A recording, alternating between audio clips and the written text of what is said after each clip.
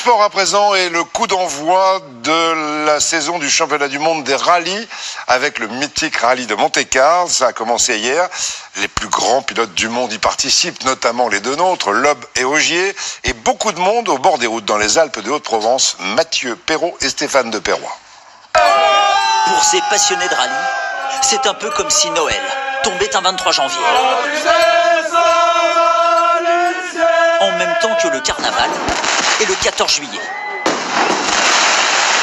C'est un peu notre Tour de France à nous. Bon, à part qu'on n'est pas en short, on a juste la polaire, mais voilà, c'est l'ambiance, c'est magique. Et comme dans les grands cols du Tour, il a d'abord fallu monter. 3 km à pied avec un bon dénivelé. Voilà, la séance de sport du Père Noël.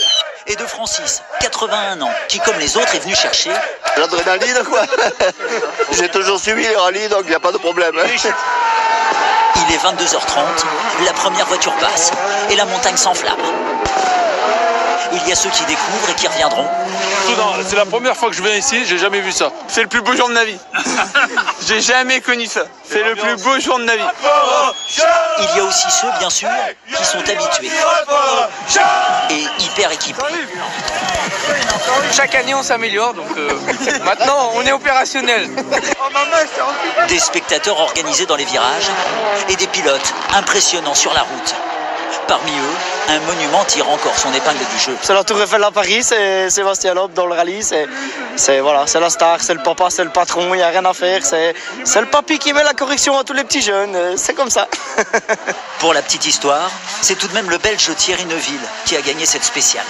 Thierry Neuville. Mais tout le monde est reparti heureux, avec des images plein la tête, et même pour cet Ardéchois, un drôle de cadeau. Ouais, un petit souvenir, ouais. C'est léger, hein. Et c'est déjà rétro. Incroyable ce monde toujours au bord des routes du rallye de Monte-Carlo. Après 5 spéciales, le Gallois Elfyn Evans est en tête devant Thierry Neuville, Sébastien Ogier 3e et Sébastien Loeb 4e. Ça se termine dimanche. Regardez aussi une image, une sortie de route très spectaculaire à pleine vitesse du champion du monde en titre, l'Estonien Tänak. Regardez, c'est impressionnant, sans doute piégé par une plaque de verglas.